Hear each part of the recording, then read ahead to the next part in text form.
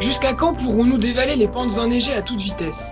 À quoi ressembleront nos stations de ski dans les années à venir? Le ski alpin est-il bientôt condamné? Avant de répondre à ces questions, retour dans les années 70.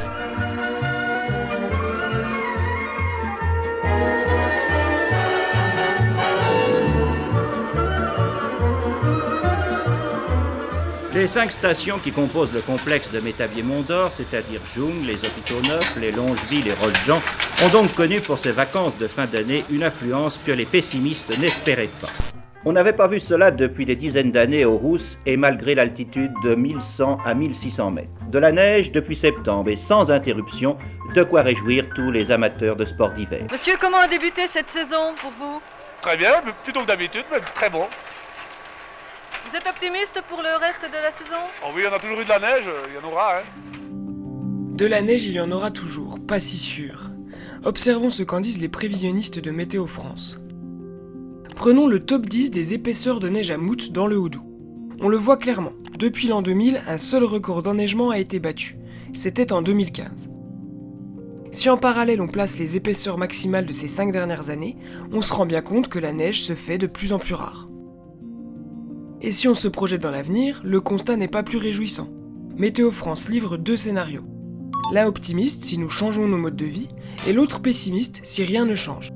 Dans les deux cas, et c'est particulièrement flagrant sur le scénario pessimiste, l'épaisseur du manteau neigeux chute à partir de 2030.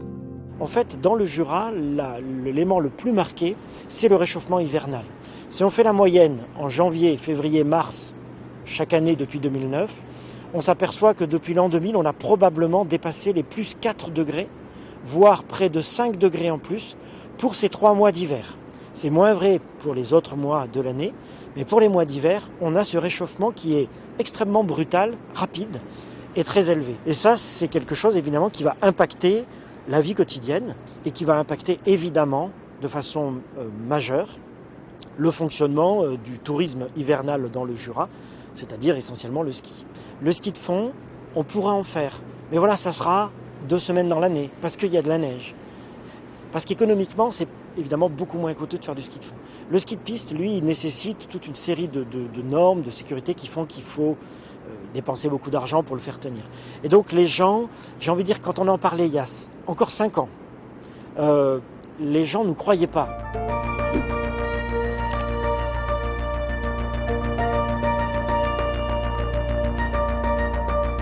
Ce qui est inquiétant, c'est le déni des hommes politiques, des grands acteurs des stations de ski. Quand je dis grands acteurs, je parle du syndicat professionnel des remontées mécaniques, je parle du syndicat des moniteurs de ski, je parle de l'association des maires, je parle de beaucoup de conseils municipaux. La façon dont on a équipé les montagnes pour pratiquer le ski tel qu'on le connaît aujourd'hui, en gros, les vacances au sport d'hiver telles que décrites, figées par le film Les Bronzés, c'est une invention des années 60. Avant ça, on pratiquait le ski différemment, dans des lieux différents. Ce n'était pas tout à fait les mêmes stations.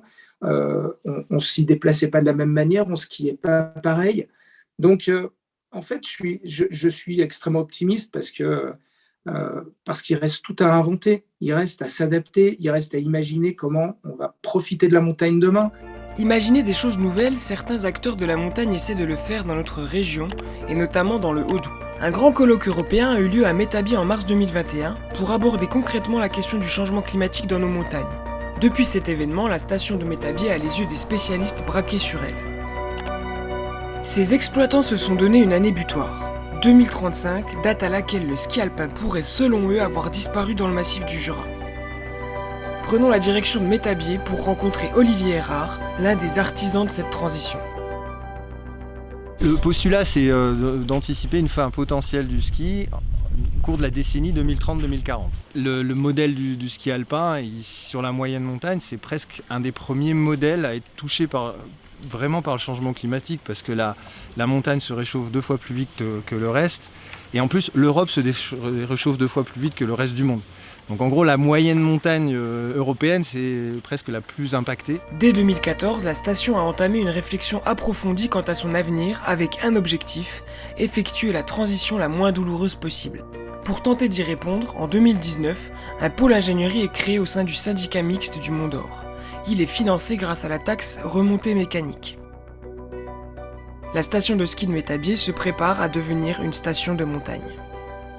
Souvent, les stations, quand elles parlent de transition, en fait, elles parlent de diversification. C'est les tyroliennes, c'est bon, le VTT, nous on l'a et on ne regrette pas de l'avoir, hein, c'est évident.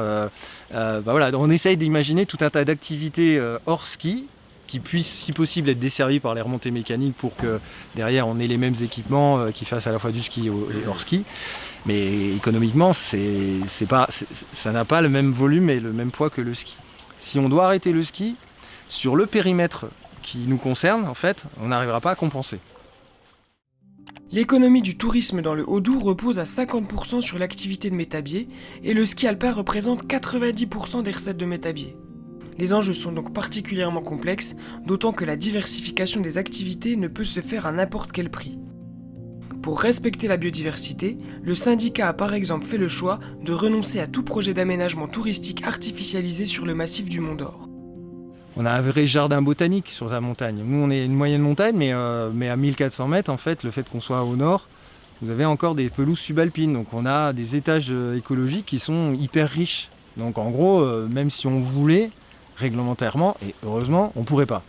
Donc on a fait aussi ce deuil-là de se dire, bah non, il n'y aura pas 10 000 activités hors neige sur le massif, c'est pas possible. Il n'y a pas de solution toute faite, les solutions sont à inventer, et la meilleure manière de faire, c'est de coopérer, avec de la méthode, de la bienveillance, de la confiance, et ça se décrète pas, c'est comme l'amour, il n'y a que des preuves d'amour, donc il faut des preuves de confiance, etc. etc. Donc continuer quand même à mettre de l'ingénierie là-dedans, parce qu'on est quand même sur quelque chose qui va prendre quelques années à être mature, à fonctionner tout seul, mais on y croit. Si dans 10 ans le ski continue, tant mieux, parfait. Ça sera la cerise sur le gâteau. Si ça doit s'arrêter, a priori, ça devrait se passer moins dans la douleur que si ça avait été subi. C'est un pari qu'on fait, mais en tout cas, voilà, c'est le pari qu'on fait. Vous l'aurez compris, il est impossible de savoir aujourd'hui à quoi ressemblera le tourisme dans le massif du Jura dans 10, 15 ou 20 ans.